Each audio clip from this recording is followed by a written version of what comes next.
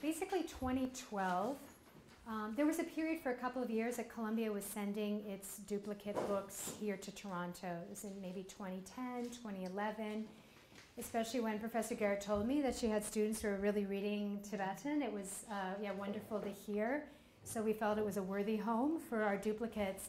That sort of helped revive the collection to a degree. And then the East Asian Library with Director Hannah Kim, or at the time it was Stephen Chow who was the director, was really stepped forward in supporting the Tibetan Studies collection here at University of Toronto.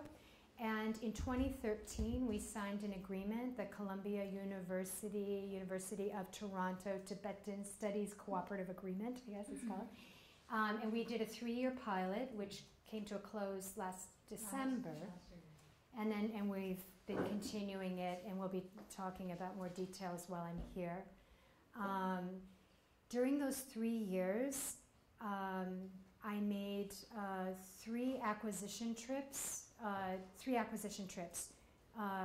The first one was quite extensive, to Beijing, Xining, Chengdu, Lhasa, for about over 3 weeks, and sent back many, many materials at that time. We also order throughout the year from a few local vendors. And the University of Toronto is now also subscribing to the Library of Congress program and getting materials in from Delhi. That's basically Tibetan language materials published in South Asia. Also Dzongkha language materials were coming from Bhutan.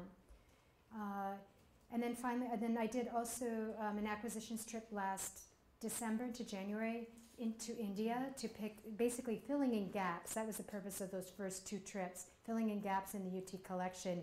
You had a legacy collection, but for about 10 to 15 years, books were not coming in here.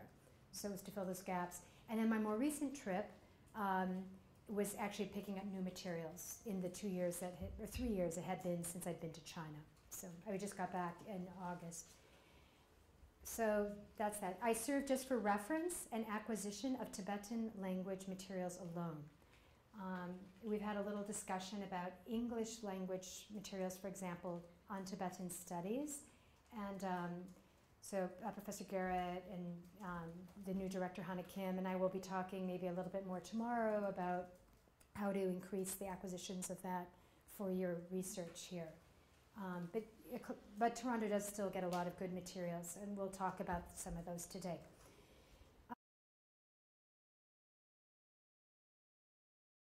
So you're right, yeah, my name's Lauran Hartley, and then I work as the Tibetan Studies librarian. I've been at Columbia now for 9, going on 10 years.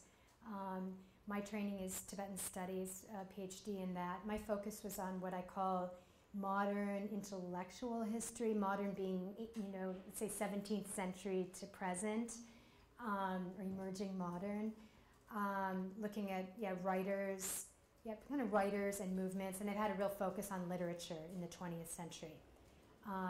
I'll be honest, my strength in forte is definitely not religious studies, and I know that's a big emphasis here.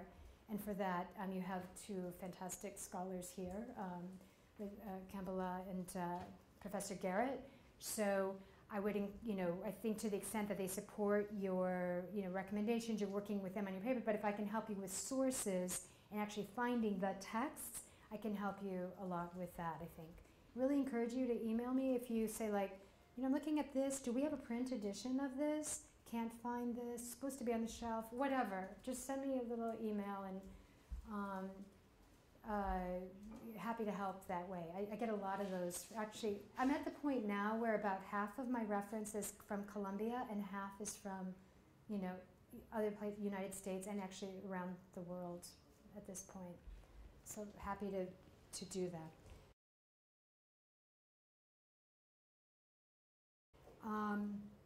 I thought I'd show you, just what I said I had was with the acquisition, what am I talking about? With acquisition trips, again, we were upstairs, but just to show you some of the really interesting materials that can be acquired locally. These are materials, for example, they're not officially published. It doesn't mean that there's secret political content at all, but it's very expensive to publish books in Tibetan areas because they, and maybe all throughout China, but they charge you a lot for that ISBN number. So you can find a lot of people are publishing locally if they can, but they're not allowed to distribute overseas. So that's why we go and we bring back. I've also focused, I mentioned upstairs, Toronto seems to be strong in Gaysar. And this is actually what I want to hear more from you. I'm seeing Gaysar, bless you, medicine, and now pilgrimage, local pilgrimage sites. I was surprised I had a few requests for Mongolian Tibetan interface support. Is that you? Yeah, I think I heard from you. Here, that's really exciting field. So anyway, you can see I picked up specifically for Toronto these Gaysar performances, local performances of Gaysar, and there are more. So I'm trying to I'd like to build up your AV. I haven't purchased a lot of AV yet for Toronto, but I don't know how access would work for that, but also that you have some access to these sorts of things, which you can also find on YouTube, some of this type of thing. I mean, if you acquire more of those, you can always circulate those, so that's fine. Okay, okay.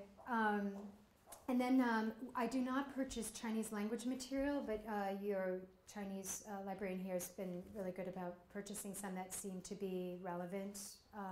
These happen to be some duplicates, actually a gift copy from Shen Wei Rong that we'd already had, so I brought it up, saved it for you all.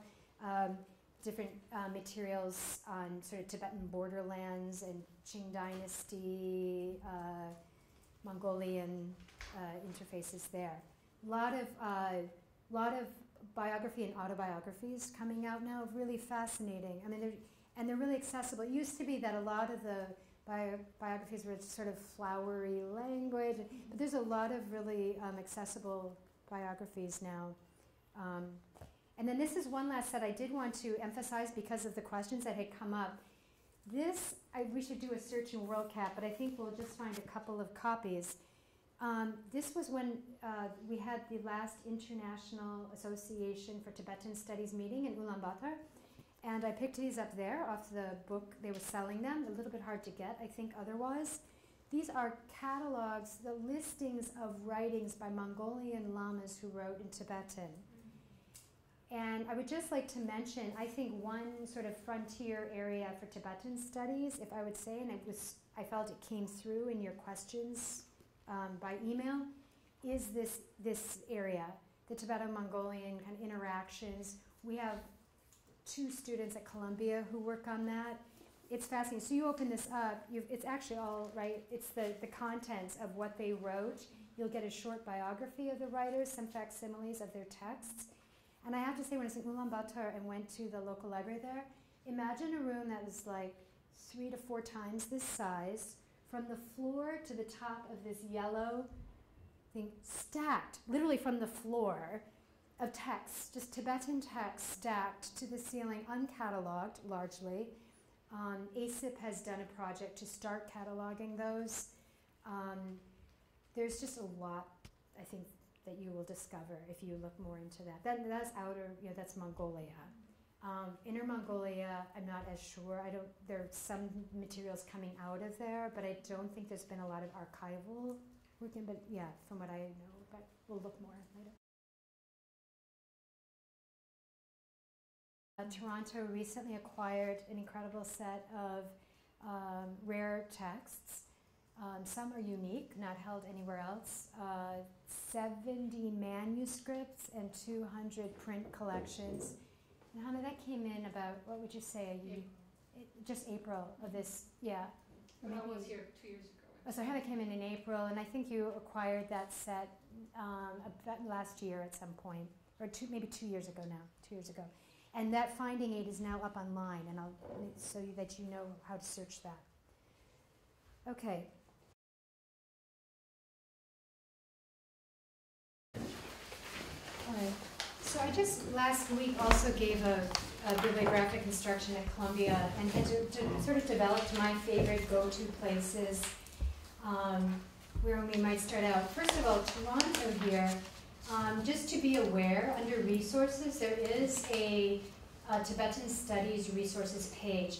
And I'm sorry, I don't have a whole page of links for you, but please maybe just take notes or if you find any of this useful. So under Tibetan Studies resources, it brings you to this page here with some various links and instructions specific to your school, all right? Talks about the catalogs. For Tibetan Buddhist Resource Center, the university has purchased you've actually purchased 12, and you'll be purchasing the 13th one this year.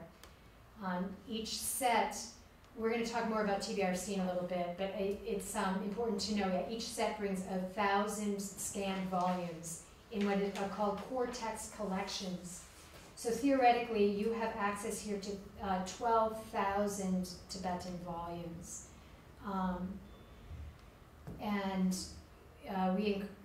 We'll be talking more about that, but it's really good to please enter through the library catalog when you access that database.